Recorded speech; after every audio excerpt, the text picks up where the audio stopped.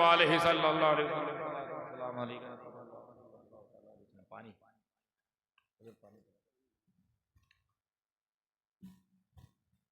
हजरात,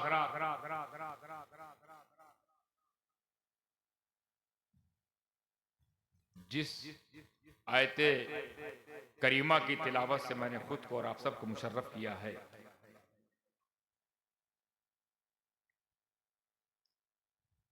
उसमें अल्लाह तबारक व तआला फरमाता है, पहले इस आयत की का मैं तर्जुमा करूंगा, फिर तर्जुमा नहीं करूंगा, फिर समझने में आपके लिए आसानी करूंगा।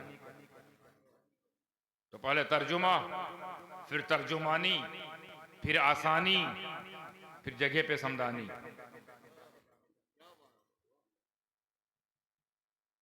क्योंकि तर्जुमा करूंगा तो आप कुछ और जहन में मफहूम मुरत्तब करेंगे, ओ अच्छा ये बात होने वाली है। तर्जुमानी करूंगा तो कहीं और मन भटकेगा, ये कहां ले जा रहे हैं। और जब आसानी करूंगा तब नतीजा समझ जाएंगे। तर्जुमा सुनकर मैं खुद आपसे पूछूंगा किसकी बात हो रही है, तर्जुमानी के बाद पूछूंगा क्या हो रहा है, और फिर आसानी जब हो जाएगी पूछूंगा क्या समझे। तैयार है आप लोग? जल्दी से मफहूम को कंप्लीट करना चाहता हूं क्योंकि वक्त आधा नात खानी में चला गया।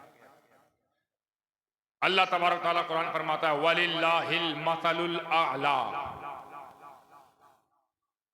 अल्लाह की सबसे बड़ी शान है। ये तर्जुमा है। तर्जुमा क्या है? अल्लाह की सबसे बड़ी शान है। अब जरा ठहर के सोचिए, तर्जुमे में किसकी बात हो रही है, किसके शान का बयान है? अल्लाह। किसकी बात हो रही है? सबसे बड़ी शान किसकी है? तो तर्जुमा सुनकर लग रहा ना कि ये तो हमद है। क्या है? हमद है। बेटा आते जाओ रखते जाओ, मिलो ना यार, ये तो ना हो, क्योंकि अब तसलसल शुरू होने वाला है, डिस्टर्बेंस नहीं चाहिए। इस काम के लिए आए वो काम तो करने दो। सबसे बड़ी शान अल्लाह की है, सबसे बड़ी शान अल्लाह की है। बात अल्लाह की चल रही है, और जब अल्लाह की तारीफ हो तो उसे उलमा हम्द की इस्तिलाह में रखते हैं, उसे हम्द कहते हैं। हम्द मतलब अल्लाह की तारीफ, हम्द से मुराद अल्लाह की तारीफ। तर्जुमा सुनकर क्या लग रहा है, हम्द है कि नात है या मनकबत? बोलिए, तर्जुमा सुनकर क्या लगा, हम्द है या नात है या मनकबत है? हम्द है। अब तर्जुमानी सुनिए, सबसे बड़ी शान अल्लाह की है। अच्छा, ये कोई बहुत नई बात है आपके लिए, पहली बार सुना है? कोई अचंभित बात, कोई आश्चर्यजनक बात, कोई बड़ी ऐसी बात अहमियत की हामिल है? तो अहमियत की हामिल क्या कोई इतनी बड़ी बात की जो आपकी नजर से या इल्म से या ध्यान से या ख्याल से या जो भी आता है इल्म है आपका, उसके लिए वो नई है? बच्चा बच्चा जानता है सबसे बड़ी शान किसकी है। बच्चा बच्चा जानता है कि नहीं? यानी कितना आम फहम मौजू है। जिस बच्चे को जरा सा भी होश आ जाए, जिसको ये पता हो जाए, होश वाला हो जाए, बालिग हो ना हो, सिर्फ होश वाला हो, उसको भी पता है कि अल्लाह से बड़ी शान किसी की नहीं। सबसे बड़ी शान किसकी है? अल्लाह की। तो बिल्कुल आम बात है ना, तो शुरू का 10-15 मिनट थोड़ा हमको दे दीजिए, ताकि मैं जहां ले जाना चाहता हूं पहुंचने में थोड़ा आपको भी आसानी हो और मुझे भी आसानी हो, कि कम समय में बड़ी बात करनी है। बिल्कुल पूरा होशो खरत को एकदम एक्टिवेट रखें, क्योंकि फिसल जाएगा तो मौजू निकल जाएगा। बच्चा बच्चा जानता है सबसे बड़ी शान अल्लाह की, इसमें कोई नई बात नहीं है। और ये तो इतनी पुरानी बात है कि जब से बात शुरू हुई है, आदम अलैहिस्सलाम जब आए तो बात वहां से शुरू हुई है, तब से यही बात जारी है कि सबसे बड़ा अल्लाह। आदम का भी यही वजीफा था, अल्लाह की शान बड़ी है। शीश का भी यही वजीफा, नूह का भी यही वजीफा। अल मुख्तसर वक्त की कमी की वजह से आदम से लेकर ईसा तक सबका यही वजीफा है कि नहीं? बल्कि सबका यही अकीदा है कि नहीं? सबका यही ईमान है कि नहीं? सबसे बड़ा कौन? यानी ईसा के मोजज़ात देखकर जो लोग उनको खुदा समझने लगे, उनसे भी ईसा यही कह रहे हैं खुदा तो वो है, सबसे बड़ा वो। हजरत ईसा ने मिट्टी के पुतले को कब परिंदा बनाया, परिंदे को अल्लाह के हुक्म से दम किया, परिंदा जिंदा हो गया। ये देखकर जाहिल लोग खुदा ना समझें, जाहिल लोग खुदा ना मान ले, वो कहते रहे ला इलाहा इल्लल्लाह, बाद में ईसा रूहुल्लाह, पहले ला इलाहा इल्लल्लाह, बाद में आदम सफीउल्लाह, पहले ला इलाहा इल्लल्लाह, बाद में दाऊद खलीफतुल्लाह, पहले ला इलाहा इल्लल्लाह, बाद में मूसा कलीमुल्लाह। पहले अल्लाह का जिक्र है, पहले उसकी शान बयान करो, फिर मूसा, पहले उसकी शान बयान करो, फिर ईसा, पहले उसकी शान बयान करो, फिर इब्राहिम खलीलुल्लाह, इस्माइल ज़बीहुल्लाह। ये बाद में है, कोई नई बात नहीं है। जब से बात शुरू हुई है तब से यही बात जारी है, सारी है, जनहित में जारी है। सबसे बड़ी शान है। अरे ये इतनी आम गुफ्तगू हजरत उलमा की खास तवज्जो, ये इतनी आम गुफ्तगू है, इतनी आम फहम बात है, यानी आपकी जुबान बोले, ये इतनी वायरल है, इतनी वायरल है कि जो अल्लाह को नहीं मानते वो भी ये मानते हैं कि सबसे बड़ी शान तो अल्लाह ही की है। इसको और आसान कर दूं, ये जितने भी अदियाने बातिला हैं, अदियाने बातिला बाउंस हो जाएगा, जितने भी दीगर धर्म हैं, झूठे धर्म, इस्लाम के अलावा जितने और अदियान है, जितने और जितने भी दीन हैं, उन सब का एक चीज में वो कॉमन है। उन सब का ये अकीदा है, ये ईमान है कि ईश्वर नाम अलग होगा, गॉड नाम अलग है, भगवान लॉर्ड कुछ भी कहते हैं, दूत काल महाकाल कुछ भी कहें, तो अगर वो मानते हैं कि बड़ा वही है, ईश्वर ही बड़ा है, पालनहार ही बड़ा है, गॉड ही बड़ा है, इसीलिए वो तलाश भी ईश्वर की ही कर रहे हैं, तलाश खुदा की कर रहे हैं, तलाश में मुखलिस हैं, तलाश में प्योर है। ये अलग बात है कि तलाश का एड्रेस गलत है। तलाश तो वो भी खुदा ही को कर रहे हैं और अभी तक कर रहे हैं और अभी तक चालू है, वो भी जनहित में जारी है। अजीब मामला, खुदा का सर्च भी जनहित में जारी है, रोज नए नए आ रहे हैं, शहर के नाम से आ रहे हैं बाबा, कोनेश्वर बाबा, रंगेश्वर बाबा, धंगेश्वर बाबा, बागेश्वर बाबा, शहरों के नाम से आ रहे हैं, मोहल्ले के नाम से, रुख के नाम से, रुख से दक्षिण मुनि, दक्षिण मुखी मंदिर, पता नहीं कौन सा, उत्तर मुखी मंदिर। मामला क्या है, उनके पास पैगाम नहीं पहुंच रहा है, तलाश में मुखलिस है, ढूंढ तो खुदा को रहे हैं, क्यों? क्योंकि सबसे बड़ा उसी को मानते हैं, ढूंढ ईश्वर को रहे हैं, क्यों? सबसे बड़ी शान उसी को मानते हैं। ये अलग बात है, बताने वाला कोई नहीं, समझाने वाला कोई नहीं है। तलाश वो बुतों की नहीं कर रहे हैं, तलाश खुदा कर रहे हैं, बुतों में फंस गए तलाश में। वो उनको तलाश में ना कहिए गलत तलाश कर रहे हैं, वो भी खुदा ही ढूंढ रहे हैं, ईश्वर ही ढूंढ रहे हैं। अच्छा पूछो क्यों ढूंढ रहे हो? बोले वो ईश्वर ही तो ऊपर वाला, वही तो ऊपर वाला है, सबसे ऊपर वही है, सबसे बुलंद वही है, वही बड़ा है, शान उसी की है। क्या मतलब? यानी ऐ अल्लाह, जो तुझको नहीं मान रहे हैं कमा हक कहू, वो भी ये मानता है कि तू बड़ा है, तभी तो तुम्हें ढूंढ रहे हैं, ढूंढी तुम्हें रहे हैं बड़ा समझकर। ऐ अल्लाह, इतनी आम फहम गुफ्तगू, जो गैर मुस्लिमों के दिमाग में भी ये बात है कि कोई तो है जो निजाम चला रहा है, कोई एक शक्ति है जो ईश्वरीय है, वही शक्ति है, वही खुदा है, वही भगवान है, वही लॉर्ड है। ये अलग बात है कि एड्रेस गलत एड्रेस पे कुरियर जा रहा है, पहुंचे नहीं पा रहा है कुरियर, एड्रेस गलत है। तो इतनी आम फहम बात अल्लाह इतनी खास किताब में क्यों? ये तो हर किताब में था, हर नबी की जुबान में ये बात थी, हर नबी की शरीयत में यही बात थी, हर रसूल की शरीयत में यही बात थी, यही अकीदा, यही नजरिया, यही ईमान, यही एतकाद, यही मामला, यही पहलू, यही नजरिया, हर नबी की जुबान पर जद, तेरे कलाम पे जद, सब कुछ यही चलता रहा, पैगाम यही मिशन था। अल्लाह के अलावा कोई माबूद नहीं, अल्लाह के अलावा कोई खुदा नहीं, अल्लाह के अलावा कोई सर्वशक्ति नहीं, अल्लाह के अलावा कोई सर्व गुण नहीं, अल्लाह के अलावा कोई बड़ा नहीं, महान नहीं, उससे बड़ी किसी की शान नहीं। सब मानते कि नहीं है? वही मानते हैं।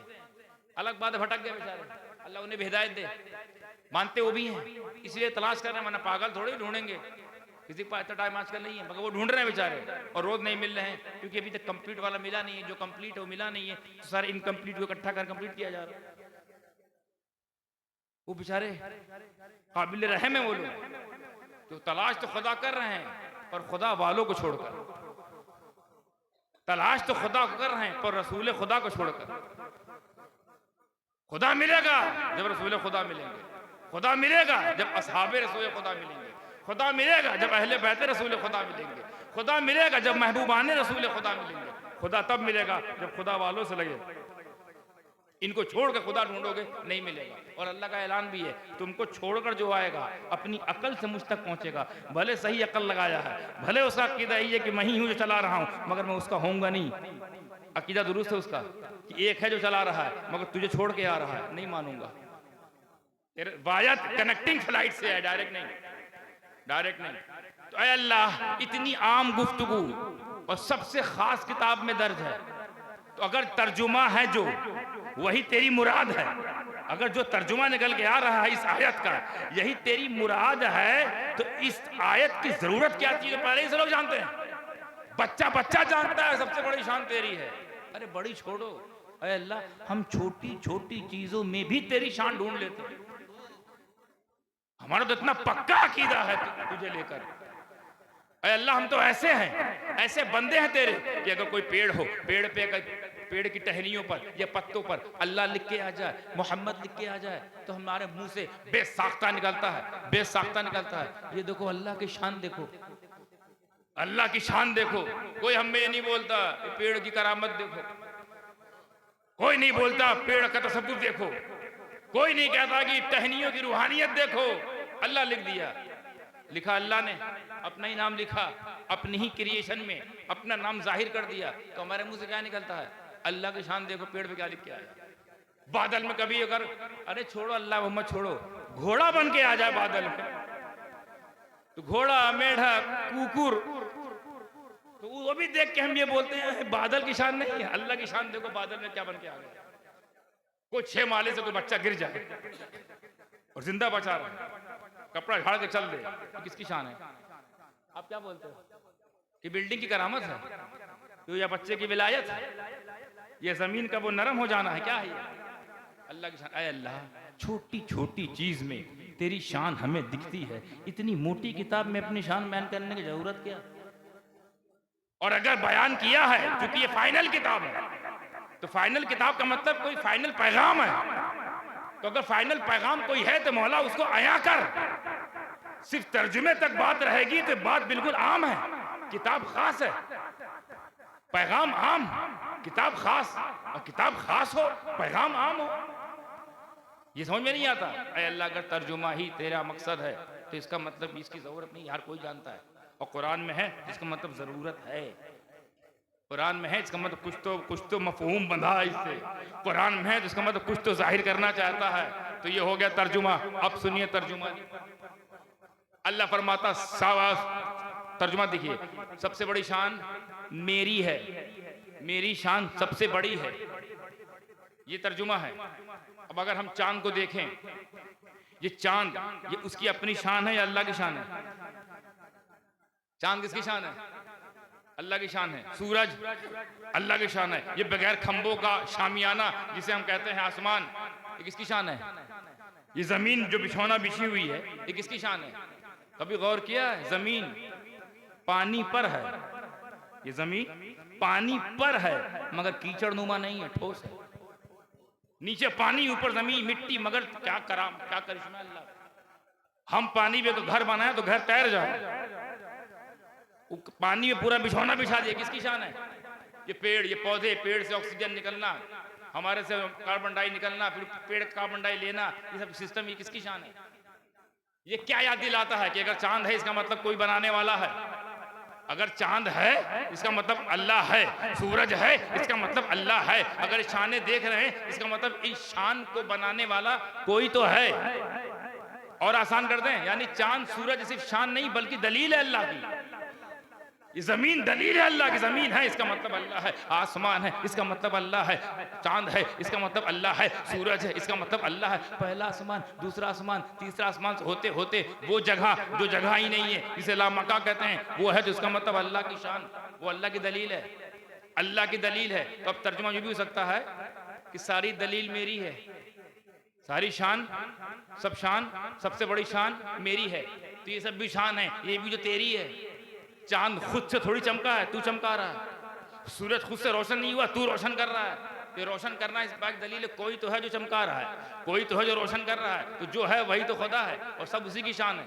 हम सब भी उसकी शान है, हम यहाँ बैठे हैं ये उसकी शान है, उठेंगे ये उसकी शान है, घर खैरियत से पहुंचेंगे ये उसकी शान है। तो उसकी शान है कि नहीं? तर्जुमा क्या कह रहा है?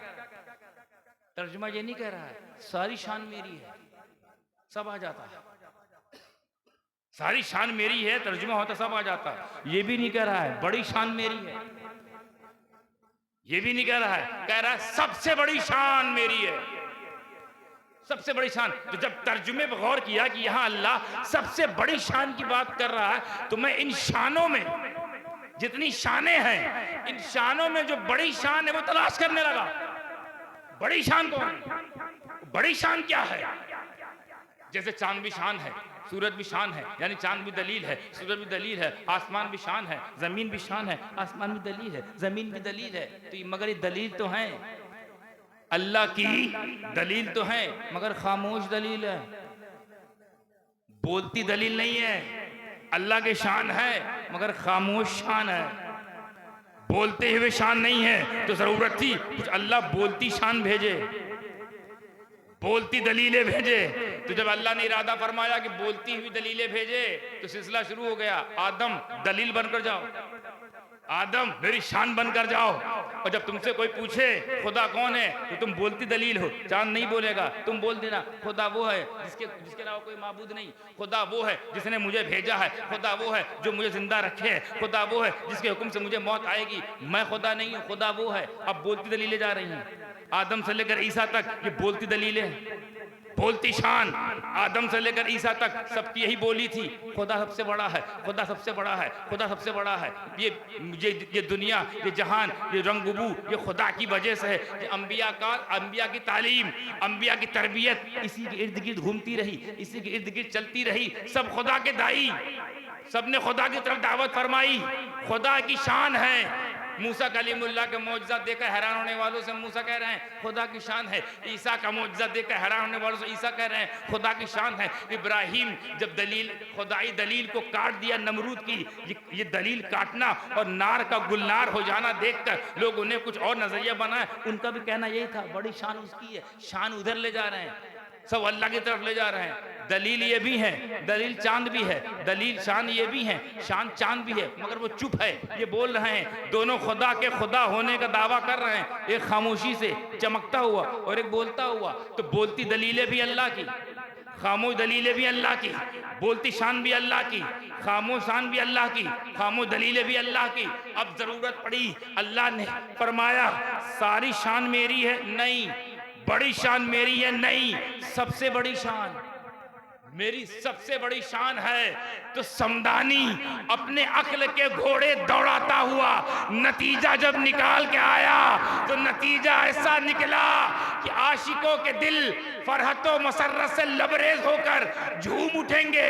नतीजा देख, ये सब अल्लाह की शान है, सारी कायनात अल्लाह की शान है।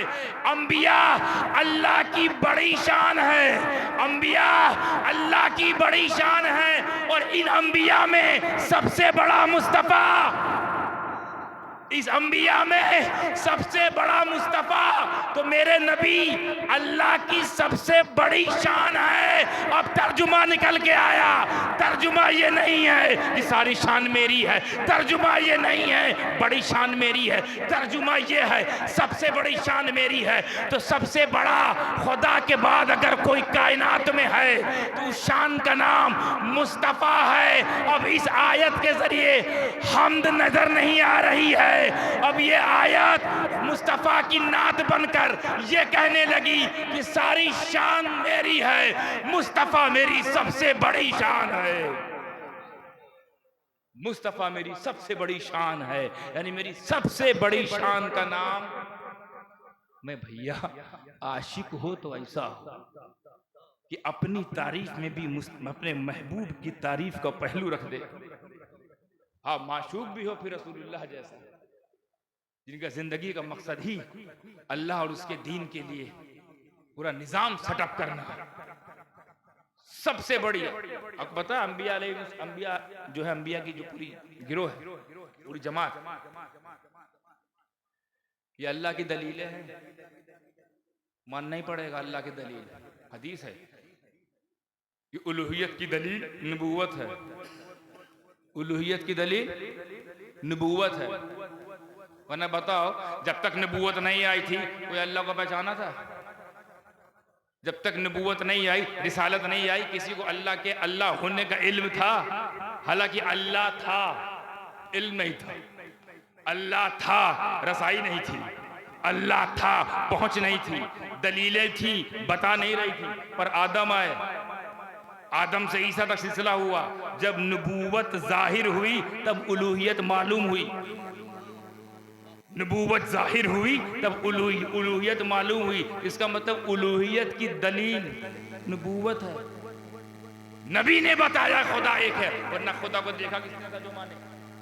नबियों ने बताया, रसूलों ने बताया खुदा एक है, वही माबूद है, वही मसजूद है, वही मकसूद है, वही मशहूद है, वही लामहदूद है, वही अनंत है, वही असीमित है, वही निराकार है, वही विश्वव्यापी है, वही ब्रह्मांड का रचयिता है। रचना है, इसका मतलब कोई ना कोई रचयिता है। दलीलें सब हैं, ये सब दलील है। मगर बोलती दलील का नाम आदम है, बोलती दलील का नाम नूह है, बोलती दलील का नाम ये आदम से लेकर ईसा तक का सिलसिला है। वरना बताओ, किसने देखा फरिश्ता आ रहा है, कुरान दे रहा है? नबी ने कहा, साहबा मान गए, क्योंकि दलील है। रब की दलील कह रही है कि जिब्रील आए, कुरान दे गए। जिब्रील आए, सूरह फातिहा दे गए। जिब्रील आए, सूरह बकरा दे गए। जिब्रील आए, इन्ना अतैना दे गए। जिब्रील आए, कुल या अय्युहल दे गए। जिब्रील आए, कुल हुल्लाह दे गए। आना जाना कौन देख रहा है? आना जाना किसने देखा? लेकिन मान सब रहे हैं। क्यों? क्योंकि इसलिए मानना है कि जो कह रहा है वो अल्लाह की सबसे बड़ी दलील है। यही तो अल्लाह की दलील है।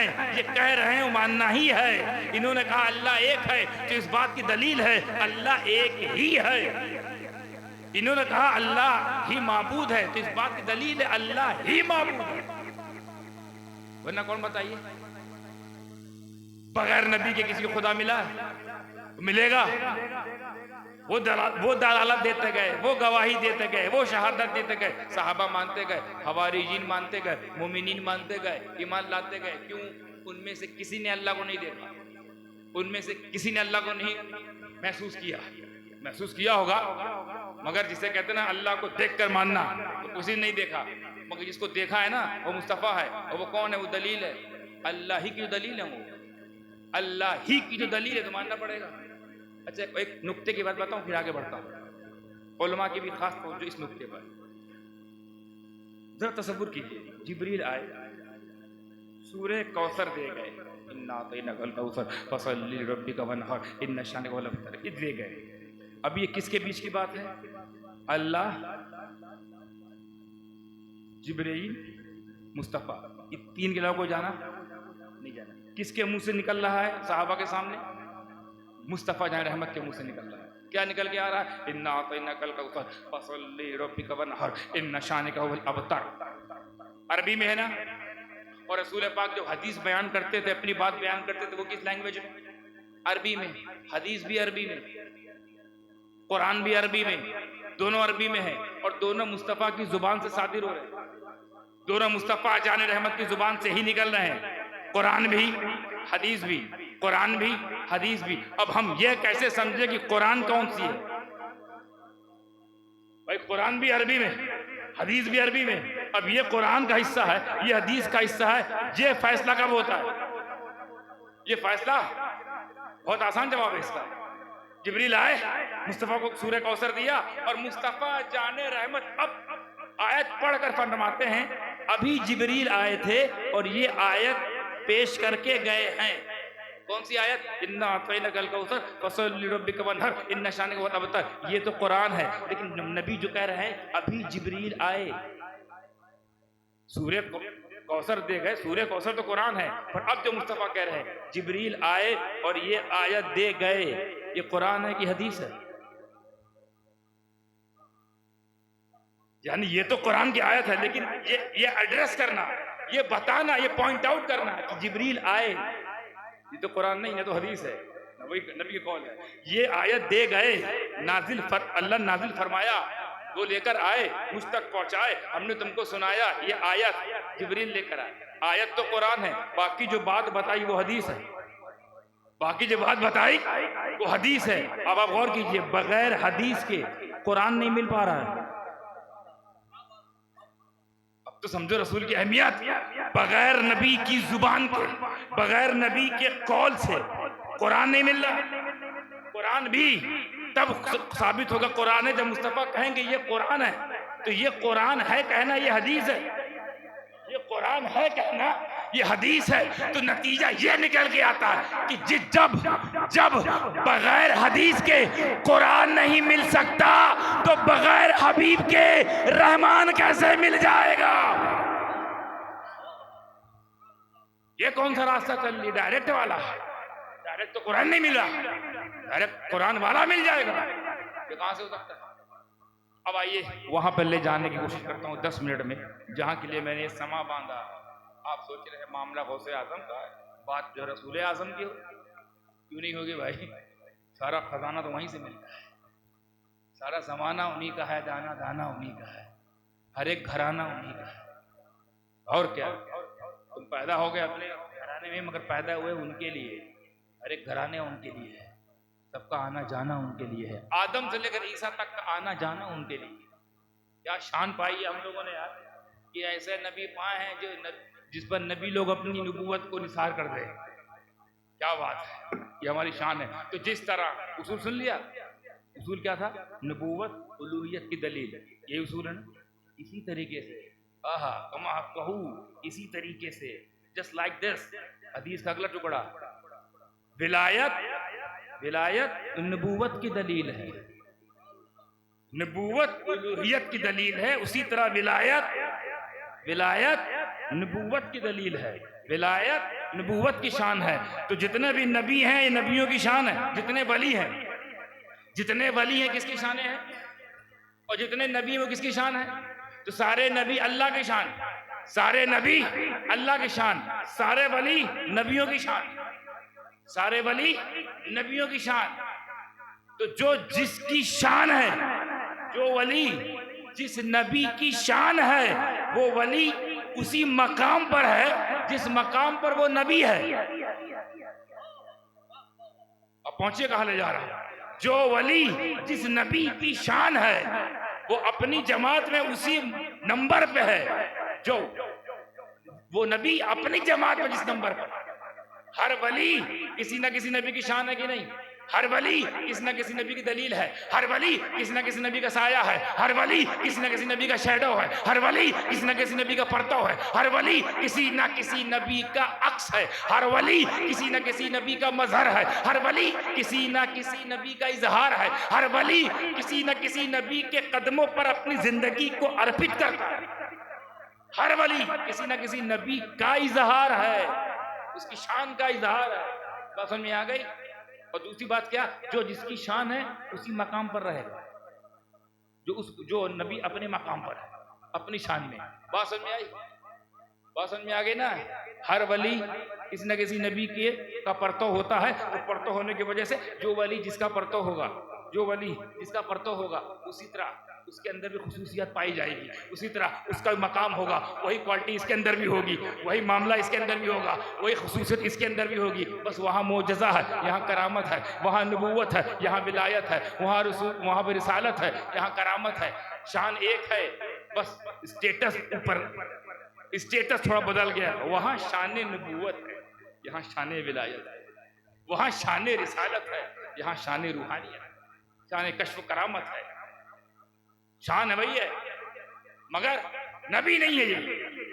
जो जाहो जलाल उस नबी में होगा ना, वही जाहो जलाल उस वली में होगा, इसकी शान है। जो फजलो कमाल उसका होगा वही इसका होगा, जो जूदो नवाल उसका होगा वही उसका होगा, और जो मकाम दर्जात उसके होंगे वही मकाम दर्जात इसके होंगे। जिस तरह हजरत नजमुद्दीन कुबरा नाम के गौस गुजरे हैं, उनके बारे में औलिया फरमाते हैं हजरत नजमुद्दीन कुबरा हजरत मूसा की शान है, हजरत मूसा की दलील है, हजरत मूसा का मजहर है, हजरत मूसा के परतों है। और ये हमको दिखा भी, कैसे दिखा? जो जाहो जलाल मूसा में वही नजमुद्दीन कुबरा में जो जलाल मूसा में, वही जलाल नजमुद्दीन कुबरा में। जो अचानक से फैसला लेने की जुर्रत मूसा में, वही अचानक से फैसला लेने की जुर्रत नजमुद्दीन कुबरा में। जो हिम्मत मूसा में, और हिम्मत तो ऐसी, मूसा की हिम्मत देखो, ऐसी हिम्मत कि मौत का फरिश्ता आया रूह निकालने, एक तमाचा मारे आंख बाहर हो गए।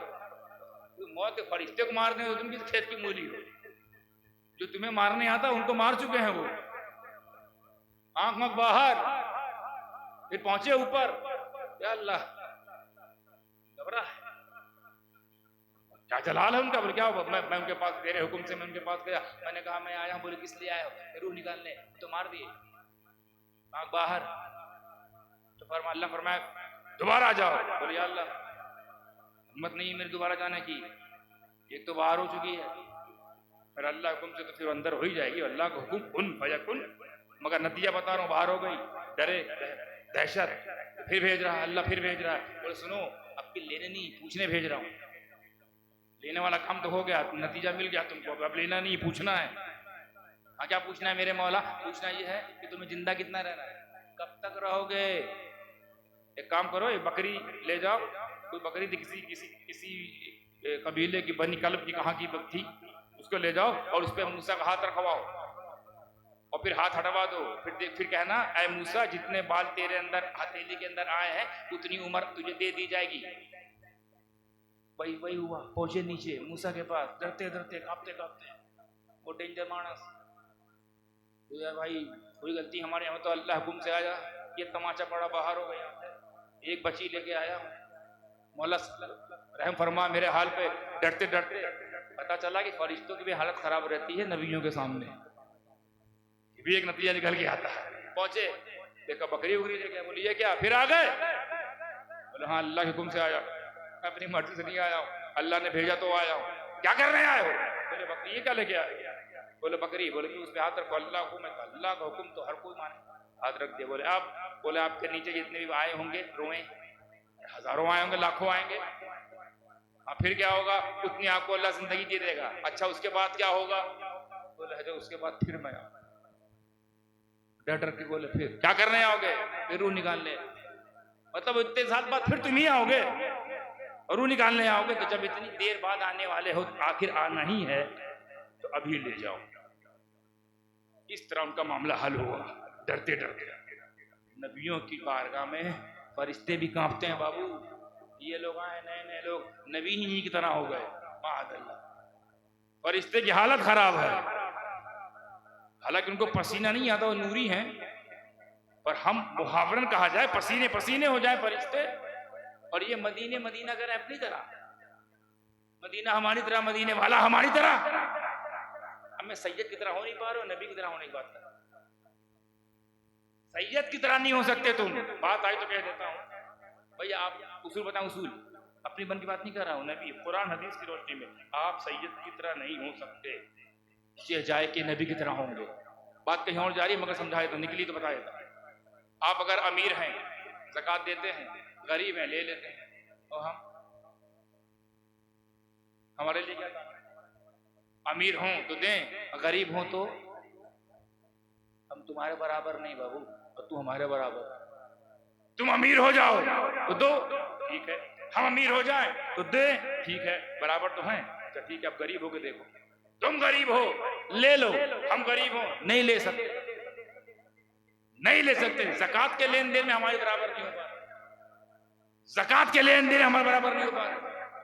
अच्छा पूछने वाले ने पूछा, हजरत ये बताइए, सैयद अगर ज़कात ले क्या बुरा है, क्या दिक्कत थी, ले सकते थे?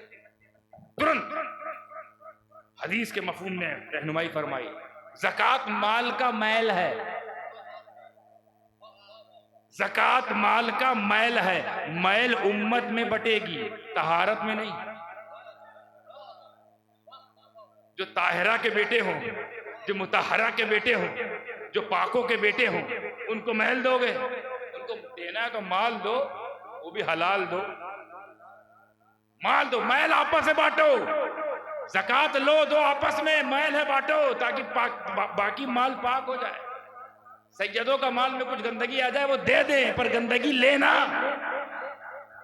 सैयदों तुम अगर 100% कमाई कर रहे हो, 2.5% गंदगी आ गई, निकाल दो, मगर किसी निकली गंदगी नहीं लेना, क्योंकि तुम आले तैयबा हो, आले ताहिरा हो, आले मुतहरा हो, आले फातिमा हो, आले सैयदा हो, आले मुर्तजा हो। मुर्तजा और फातिमा के मिलन का तुम लोग नतीजा हो, उनका फैजान हो, तुम नहीं लोगे। तो मैं उनसे कहना चाहता हूं जो नबी को अपनी तरह समझते हैं, नबी की जात को अपनी जात की तरह मिलाते हैं और ये कहते हैं सारे मोमिनीन भाई हैं, नबी बड़े हैं तो बड़े भाई हैं, उनसे कहता हूं नबी से क्या, बड़े नबी के बच्चों की बराबरी करके देख। तुम लोगों का मामला ये है, तुम्हारी हैसियत ये है कि जब तुम लोग सैयदों की ज़कात के बराबर नहीं हो सकते तो सैयदों की औकात के बराबर कैसे हो सकते? अब जब सैयदों की औकात के बराबर नहीं हो सकते तो मुख्तार कायनात के बराबर कहां चले जा रहे हैं? फरिश्तों से तो फरिश्ते भी डरते हैं नबियों से, तो उनकी शान नजमुद्दीन कुबरा, मैंने कहा जो उनकी खुसूसियत सलाहियत वो इनके अंदर। हजरत मूसा ने, उलमा जानते हैं, हजरत मूसा ने एक मरतबा पत्थर पर अपना असा मुबारक मारा, चश्मा फूटा, ये मौजज़ा सुना है ना, नजमुद्दीन कुबरा उन्हीं की शान, उन्हीं का परतो, उन्होंने अपना असा मुबारक पत्थर मारा, चश्मा फूटा। क्यों ये करामत इनसे क्यों जाहिर हो रही है? क्योंकि जिसके परतों हैं उनमें ये मौजज़ा हुआ था, तो करामत जो परतों है उनसे ये करामत होगी। वही सेम मामला, हर वलियों को सिर्फ हल्के ना लिया करो, वलियों को सिर्फ वली ना समझो, नबी की शान है। बाप रे बाप, इसीलिए वलियों से पंगा लेना, वलियों से पंजे लड़ाना, वलियों पर इतराज करना, खुदा फरमाता उनसे मेरी अपनी पर्सनल जंग है। अल्लाह फरमाता मेरे वलियों जंग करने वालों से मेरी अपनी जंग है। क्यों? क्योंकि तुम सिर्फ वली समझ रहे हो, अल्लाह उनको नबियों की शान बनाकर भेज रहा है, नबियों की दलील बना के भेज रहा है। तो अब जो मकाम मूसा का अपनी जमात में, जो मकाम मूसा का अपनी जमात में, टॉप 4 अंबिया में है मूसा, टॉप 4 अंबिया में मूसा। क्यों? क्योंकि जो टॉप 4 किताब है उसमें किताब मूसा पर है। जब किताब टॉप 4 में है तो किताब वाला वो टॉप 4 में, उनका परतो नजमुद्दीन कुबरा औलिया की जमात में टॉप 4 में, वो 1,24,000 कमोबेश में हजरत मूसा टॉप 4 में, तो करोड़ों औलिया की जमात में नजमुद्दीन कुबरा टॉप 4 में। आओ देखते हैं ये बगदाद वाला कुतुबे रब्बानी, गौसे समदानी, कंदीले नूरानी, महबूबे सुबहानी, शेख अब्दुल कादिर अबू मोहम्मद मुहियुद्दीन जिलानी रज़ी अल्लाह ताला अन, ये सबसे बड़े वली हैं तो क्यों हैं? वाह वाह सुभान। ये वलियों के वली है कि नहीं? सैयदुल औलिया है कि नहीं? इमामुल औलिया है कि नहीं? पीरों के पीर है कि नहीं? मीरों के मीर है कि नहीं? हमें मुरीदों के पीर तो हैं, पीरों के पीर। कभी आपने सोचा, एक मिनट ठहर के सोचा कभी कि हम उनको पीरे पीरा कहते हैं ना, पीराने पीर, पीरे पीरा क्यों कहते हो? कभी समझे, गौर किया, नतीजा निकाला क्यों कहते हो पीरे पीरा? बगैर किसी मैं डर और खौफ से कहता हूं कि गरीब नवाज, आपके एहसानात पर मेरे माँ बाप कुर्बान, मगर आप पीरे मुरीदा हैं। गरीब नवाज, आप पीरे पीरा नहीं है, पीरे मुरीदा, मुरीदों के पीर। मखदूम अशरफ मुरीदों के पीर, वारिस पाक मुरीदों के पीर, मदार पाक मुरीदों के पीर, अहमद बंदगी मुरीदों के पीर, अब्दुल रज़ाक मुल्लैन मुरीदों के पीर, निजामुद्दीन पीरे मुरीदा, साबिर पाक पीरे मुरीदा, सिराजुद्दीन पीरे मुरीदा, मुरीदों का पीर। मैं अपने आप को जोड़ दूं, समदानी मियां पीरे मुरीदा, मुरीदों के पीर। लेकिन जब बात आती है अब्दुल कादिर की, पीरे पीरा, ये क्या मतलब? यानी पीरे मुरीदा सब हैं पर पीरे पीरा होना सिर्फ बगदाद वालों को एजाज हासिल है। पीरे मुरीदा सब हैं, पीरे मुरीदा अब्दुल कादिर भी हैं। बाद वालों के पीर, बाद वालों के पीर तो पीरे मुरीदा तो वो है ही हैं, साथ में पहले वालों के भी पीर।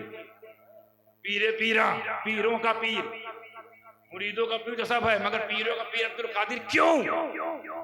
सबसे बड़ा वली अब्दुल कादिर क्यों? सबसे बड़ा मकाम गौसे आजम का क्यों? वलियों में सबसे इम्तियाज गौसे आजम क्यों? सोचा आए बहुतों के बाद में, बहुत सारे वलियों के बाद में आकर पहले वालों से भी अफजल अब्दुल कादिर क्यों? क्योंकि हर वली किसी ना किसी नबी की शान है, तो जो जिसकी शान है उसी मकाम पर है। तो अब्दुल कादिर इसलिए सबसे बड़े वली हैं क्योंकि वो जिसका परतो है वो सबसे बड़ा नबी है। कैसे किया? हमारा तुम्हारा अब्दुल कादिर जिनकी विलायत पर मुसल्लम इतलाक है सबका, को हद तो ये कोई फिरका हो, अब्दुल कादिर से किसी को बैर नहीं है। अब्दुल कादिर को सब बड़ा आलिम, मुज्तहिद, मुजद्दिद, रूहानियत का इमाम और उनको अल्लाह वाला तस्लीम करता है। अहले सुन्नत हो, अहले देवबंद हो, अहले हदीस हो, कोई हो, गौसे आजम का सब तस्लीम करते हैं। ये शान है, गौसे पाक की शान है। अपने तो अपने, गैर भी वली मानते हैं, गैर भी उनको वली मानते हैं। ये शान कैसे मिली? क्योंकि वो जिसकी शान है ना वो मदीने वाला है। तो मदीने वाले का जो मकाम अपने गिरोह में, मैंने क्या कहा था उसूल, मदीने वाले का जो मकाम गिरोह अंबिया में है, अब्दुल कादिर का वो मकाम उनके सदक़े फ़ैल में गिरोह औलिया में है, गिरोह औलिया में। तो मुझे कह लेने दिया जाए, जिस तरह गिरोह अंबिया में मदीने वाला रसूल आजम बनकर चमक रहा है, इसी तरह गिरोह औलिया में बगदाद वाला गौसे आजम बनकर चमक रहा है, गौसे आजम बनकर चमक रहा है। नारे तकबीर, नारे रिसालत, जश्न गौसुल वरा, नारे तकबीर, नारे रिसालत। अब सिमिलरिटी देखिए, जरा सिमिलरिटी देखिए, सिमिलरिटी समझ रहे होंगे ना? सिमिलरिटी ये देखिए, रसूल पाक का परतो अब्दुल कादिर अपने बाद वालों का तो से अफजल है ही है, पहले वाले से अफजल कैसे हो गया? जिस तरह मुस्तफा बज़ाहिर सबसे बाद में आए हैं, अफजल पहले वालों से भी है। जब मुस्तफा बाद में आकर अफजल पहले वालों से हो सकते हैं, तो क्यों नहीं उनका परतो बहुतों के बाद में आकर पहले वालों से अफजल कैसे नहीं हो सकता? उसूल यही है, जो जिसका परतो है उसकी वही शान होगी जो उसकी शान है। तो वो रसूल आजम, सब रसूल ये रसूल आजम, और सब गौस वो गौसे आजम, सब नबी ये इमामुल नबी, सब वली वो इमामुल वली। ये सिमिलरिटी क्यों आई?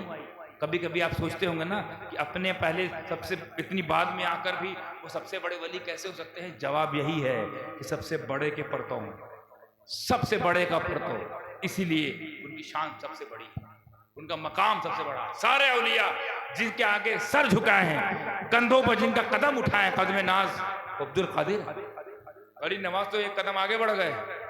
जब ऐलान हुआ कि सारे वलियों के कंधों पर अब्दुल कादिर का कदम है, तो सब ने सर झुकाया, गरीब नवाज ने भी सर झुकाया। ये रूहानी ऐलान हुआ था, आप नहीं सुन सकते। ये रूहानी नेटवर्क अलग ही होता है, ये 4G 5G इसका कुछ नहीं है, अलग ही नेटवर्क है। इसके लिए कोई टावर की जरूरत नहीं है, इसके लिए पावर की जरूरत होती है।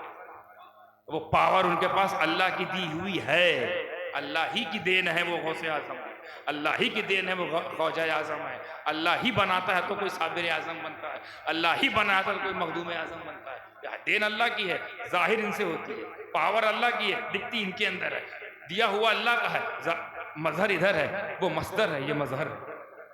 अल्लाह मस्दर है, ये सब शान उसका मजहर है। तो रसूल सबसे अफजल, गौसे आजम सबसे अफजल, वो अपनी जमात में सबसे अफजल है, ये अपनी जमात में सबसे अफजल है। ठीक इसी तरीके से मखदूम अशरफ जहांगीर सिमनानी की अगर बात की जाए, जहां से हम लोग आए हैं, जिनका दामन हमने थामा है, वो भी तो वली है ना। तो अगर वली हैं तो ये बात तय हो गया, किसी ना किसी की शान जरूर है, किसी ना किसी की परतो जरूर है। ए मखदूम पाक, खाली इतना बता दो किसके परतो हो, हम बाकी अंदाजा लगा लेंगे कि कै नंबर पे हो। खाली इतना बता दो ऐ अशरफ कि तेरे किस नबी की शान है, किस नबी का शैडो है, किस नबी का साया है, किस नबी का परतों है। खाली इतना बता दो बस। हम करामत नहीं देखेंगे, हम तालीमात नहीं देखेंगे, हम तरबियत नहीं देखेंगे, हम आपको समझने की किताब नहीं पढ़ेंगे, भाई इतना देखेंगे कै नंबर के नबी के हो परतो, ताकि वही नंबर पे आपको रख दें। तो मालूम किसके परतों हैं? हजरत ईसा। किसके परतों? हजरत ईसा मसीह। अच्छा, ईसा को मसीह इसलिए कहते हैं क्योंकि वो मसीहा थे, और मसीहा उसे कहते हैं जो बीमारों को ठीक करे। मखदूम अशरफ किसके परतों हैं? ईसा के। किचौचे में क्या होता है? आके देखो किचौचा में क्या होता है। जो ईसा के पास होता था, ईसा के पास क्या होता था? बीमार आता था, शिफा लेके जाता था, अंधा आता था, बीनाई लेके जाता था, कोढ़ी आता था, सेहत लेके जाता था, जादू ज़दा आता था, मशहूर आता था, मसरूर जाता था। आज तो ये है, मुर्दा आता था, जिंदा जाता था। मसीहाई होती थी ना, मसीहाई। कि चौचा में आके देखो क्या हो रहा है। बीमार आ रहा है, शिफा लेके जा रहा है, जादू वाला आ रहा है, खुशबू लेके जा रहा है, शैतान भूत वाला आ रहा है, जल जला के जा रहा है, बे औलाद आ रहे हैं, औलाद लेके जा रहे हैं, बेकरार आ रहे हैं, करार लेके जा रहे हैं, बेचैन आ रहे हैं, चैन लेके जा रहे हैं, मजबूर आ रहे हैं, मसरूर जा रहे हैं। ये करिश्मा, ये ताकत, ये पावर अशरफ तुम में आई कैसी? फरमाते जिसका परतो उसको देखो, उसमें शान क्या थी। वो मसीहा था ना, बिल्कुल उसी का परतों हो तो क्या शान है। मैं भी मसीहाई करूं। मुर्दा उधर जिंदा हुआ है, मुर्दा इधर जिंदा हो रहा है, शिफा उधर मिल रही है, शिफा इधर भी मिल रही है। अंधा उधर भी ठीक हो रहा है, अंधा इधर भी ठीक हो रहा है, मुर्दा वहां जिंदा हो रहा है, और यहाँ मुर्दा जिंदा किए ही किए हैं। और मुर्दा बहुत औलिया ने अल्लाह की दी हुई ताकत से जिंदा किया है, मुर्दा जिंदा किया है। मगर पुतला जिंदा करना, पुतला भी जिंदा किया है मखदूम अशरफ। वाकया निगारी मकसूद नहीं है। एक पुतला था, उसको जिंदा कर दिया अल्लाह के हुक्म से, अल्लाह की दी ताकत से। वाकया आप लोग कहीं और समझ लीजिएगा, पढ़ लीजिएगा। बताना ये चाहता हूं अहमियत, विलायत का पावर देखो। विलायत को अल्लाह, अहले विलायत को अल्लाह कितना पसंद फरमाता है, उनको इतना पावर देता है। पावर का अंदाजा लगाइए कि मुर्दे में से, यानी जिंदा कोई है, उसमें से क्या चीज निकल जाती है, मुर्दा हो जाता है, रूह। और क्या चीज डाल दी जाए अल्लाह के हुक्म से, जिंदा हो जाएगा। यही है ना। बाकी सब ठीक था ना, आंख कान नाक दिल गुर्दा किडनी सब था, खाली रूह निकल गई, बेजान हो गए। रूह डाल दो, जानदार हो जाए, ठीक है। मगर पुतला जिंदा करने के लिए, पुतले में तो कुछ नहीं है, न आंख न कान न धड़कन न दिल न दिमाग न गुर्दा न सोचना न भेजा, न पैर न बाल न रोए न दाढ़ी न मूछ, कुछ भी नहीं। और चैलेंज आ गया, जिंदा करना है इसको, जिंदा करना है। हुक्म हुआ, कुम बिइज़्निल्लाह, तुम्हें अशरफ बुला रहे हैं। ये लफ्ज की बरकत, मूर्ति में हुई हरकत, हरकत जिंदा हो गई। और सिर्फ रूह नहीं डाला, क्योंकि चैलेंज मजबूत था। सिर्फ रूह नहीं डालना है, सिर्फ ये पुतला है, इसमें सिर्फ रूह नहीं डालना है, पूरा निजाम डालना है। कुव्वत समात भी डालना है, कुव्वत बसारत भी डालना है, कुव्वत कलाम भी डालना है, सोचने के लिए दिमाग भी डालना है, धड़कने के लिए दिल, पूरा सिस्टम, गुर्दा, अचौनी पचौनी, आंख छोटी बड़ी, अट बट सट सब डालना है। नसों में खून, खून में रवानी, गोश्त, हड्डी, हड्डी में गूदा, इसके लिए मार झगड़ा होता है। नाखून, नाखून में बढ़ने की शक्ति, बाल, बाल में बढ़ने की शक्ति, ये सब कुछ एक चैलेंज बनकर अशरफ के सामने आया। मगर अशरफ चूंकि मसीहा के परतो, ईसा का परतो, और मसीहा से मसीहा ही ना हो, तो ये दावे के खिलाफ बात जाती है। अशरफ ने करम किया, दुआ फरमाई, कुम बिइज़्निल्लाह कहा, सिर्फ उसमें जान नहीं आई, कुव्वत कलाम भी आ गया, कुव्वत समात भी आ गया, दिल में धड़कन भी आ गई, धड़कन में आवाज भी आ गई, फेफड़ा भी आ गया, नस भी आ गई, नस में रवानी भी है, रवानी में खून भी है, और खून से गोश्त बन रहा है, गोश्त से सोच बन रही है, सोच से दिमाग बन रहा है, दिमाग में सोचने की ताकत आ रही है, हाथ में पकड़ने की शक्ति आ गई, पैर से चलने की ताकत आ गई। पूरा निजामे हयात, पूरा निजामे हयात मखदूम अशरफ की मसीहाई का मज़हर है। तो ये तो हद हो गई, हद हो गई कि ऐसे बहुत सारे मसीहा आए हैं, आते हैं, इंशाअल्लाह आते रहेंगे। पर मखदूम अशरफ, तुम्हारी मसीहाई को सलाम, मुर्दों को जिंदा बहुतों ने किया, तुम पुतले को जिंदा करके सिर्फ उसे जिंदा नहीं किए, बल्कि उसी पुतले की शादी हुई, उस पुतले से औलादे भी हो गई। वाह सुभान अल्लाह, नारे तकबीर, नारे रिसालत। ये तो मसीहाई की इंतहा और हमारी खुशनसीबी की इंतहा देखो। समदानी, कुर्बान जाओ खानवादे अशरफिया, कुर्बान जाओ अपनी इस किस्मत पर। और वो लोग जो खानवादे अशरफिया से मोहब्बत का दावा करते हैं, खुश नसीब है ये लोग कि इन हजरात को बिलखुसूस मैं अपने आप को मुतवज्जे होके बोलता हूँ। समदानी, तुम्हारे माँ बाप कुर्बान हो जाए, हक ना अदा हो, तुम्हारा खानदान कुर्बान हो जाए, हक ना अदा हो, तुम्हारी जान भी कुर्बान कर दी जाए, हक ना अदा हो इस बात पर कि समदानी, तुझे एक नहीं दो दो मसीहा मिल गए। एक मसीहा आसमान में है तो दूसरा मेरे खानदान में है। नारे तकबीर, नारे रिसालत, शान मखदूम अशरफ, नारे तकबीर, नारे रिसालत। अब इससे अंदाजा आप लगाइए, जब मखदूम अशरफ का ये आलम है, उनके इख्तियार का ये आलम है, उनके करामात का ये आलम है, उनकी परवास का ये आलम है, तो उस अब्दुल कादिर के विलायत मरातिब दरजात का आलम क्या होगा, जो सबसे अल्लाह की सबसे बड़ी शान की सबसे बड़ी शान है। अल्लाह की सबसे बड़ी शान की सबसे बड़ी शान का नाम अब्दुल कादिर है, जिनके नाम का जलसा आज सजाया गया है। आप देखिए ना कितनी खूबसूरत गुफ्तगू हुई है। अगर आप सोचें तो शुरू हुई थी अल्लाह से, बीच में आई रिसालत, खत्म हुई विलायत। यही दीन है। उलूहियत नहीं छोड़ना है, क्योंकि रिसालत ने उलूहियत तक पहुंचाया है। विलायत नहीं छोड़ना है, विलायत ने रिसालत तक पहुंचाया है। उनको छोड़ना है जो इन तीनों को छुड़वाने की कोशिश करे। उलूहियत ये हमारी पहचान है, तौहीद ये हमारा आधार कार्ड यानी हमारा पासपोर्ट है। तौहीद हमारा पासपोर्ट है, रिसालत उसका वीजा है। पासपोर्ट ले घूमते रहो, कहीं नहीं जा पाओगे। वीजा, रिसालत, रिसालत और विलायत उसी की प्रैक्टिस है, उसी की प्रैक्टिस। अल्लाह को कैसे हम इबादत करें, वली से सीखो। रसूल को हम कैसे फॉलो करें, वली से सीखो। ये प्रैक्टिस है, ये ऑफिस है जहां मोहर लगाई जाती है। तो विलायत सिर्फ वली समझकर उनको बाबा ना जानो। ए बाबा, ए बाबा, बाबा नहीं है। नबियों की दलीलें बाबू, नबियों की शान है। इनसे वो मांगो, इनके हवाले से वो मांगो जो नबियों से उनके हवाले से उनके हवारी मांगते थे। इनसे वो तवक्को करो, इनसे वैसी मोहब्बत करो जैसी सहाबा रसूल से करते थे, क्योंकि उसी रसूल की ये शान है, ये रसूल की जगह पर है। तो इनको रसूल वाला काम करना है। हम सहाबा की जगह पर हैं, हमें सहाबा वाला काम करना है। बात समझ में आ गई? जो रसूल की जगह आया, क्या मकाम होगा उसका भाई साहब? इत्तबा इनकी करना है, मोहब्बत इनसे करना है। अल्लाह वालों से मोहब्बत, अल्लाह वालों के मिशन से मोहब्बत, अल्लाह वालों के सुन्नत से मोहब्बत, अल्लाह वालों के जमाल से, उनके कमाल से, उसमें जमाल से, उनकी तरबियत से मोहब्बत। गौस का दामन नहीं छोड़ेंगे, मखदूम का दामन नहीं छोड़ेंगे, ख्वाजा का दामन नहीं छोड़ेंगे, नबी का दामन नहीं छोड़ेंगे। ये नारा लगाते हो, और ईमानदारी ये दामन पकड़ा कोई नहीं। दामन पकड़ने मतलब तरबियत पकड़ना, दामन पकड़ने मतलब उनकी तालीम पकड़ना, दामन पकड़ने मतलब अब्दुल कादिर नमाज नहीं छोड़ते थे, तुम छोड़ते हो, ये कौन सा दामन है? अब्दुल कादिर नवाफिल भी नहीं छोड़ते, तुम तो पकड़े ही नहीं, ये कौन सा दामन है? अब्दुल कादिर झूठ नहीं बोलते थे, तुम झूठ से तुम्हारी सुबह और झूठ पे तुम्हारी शाम होती है, ये दामन पकड़ो।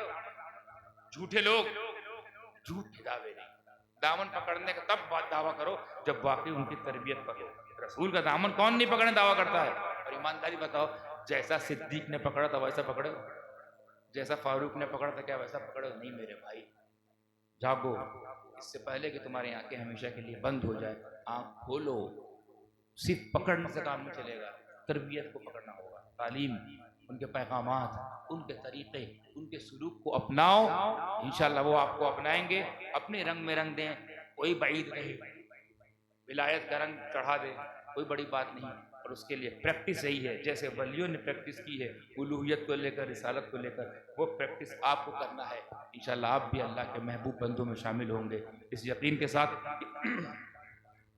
इसमें जितने लोग शरीक हुए हैं इस जलसा गौसिया में, जहाँ अल्लाह, उसके रसूल और उसके वलियों की बातें हुई हैं, नातें हुई हैं, मनकबत हुई है, और जितने लोग यहाँ आए हैं जिन्होंने समात किया है, मौला इन सब का यहाँ आना मुबारक फरमाए, इन सब का एक एक जुमला सुनना कबूल फरमाए, और मेरे जरिए जितने जुमले तूने सादिर फरमाए मौला, उसमें जो गलती है वो मेरी तरफ से है, उसमें जो अच्छाई मौला तेरी तरफ पेश करता हूँ उसका अज्र अता फरमा, जो गलती है उसको अपनी शान के मुताबिक उस गलतियों की, उस कमियों को पूरी फरमा दे अपनी शान के सदके दुफैल में। सुनने वालों को, समात फरमाने वालों को मौला कबूल फरमाए। जो उलमा आए हैं वक्त निकाल के आए मौला, कीमती वक्त निकाल कर तमाम हजरात आए हैं मौला, इनके वक्त को इनके लिए निजात का जरिया बना दे, इस वक्त को निजात का जरिया बना दे। हमारी बहन बेटियां भी आई हुई मौला, उनको अल्लाह उसके रसूल के बताए हुए और सिरात मुस्तकीम पर हम सबको चलने की तौफीक रफ़ीक अता फरमा, गज़ब वाले रास्ते से मैं बचा ले मौला, और जो गलती हो गई मौला तौबा करता हूँ, अस्तगफिरुल्लाह रब्बी मिन कुल्ली ज़ंबि व अतूबु इलैह।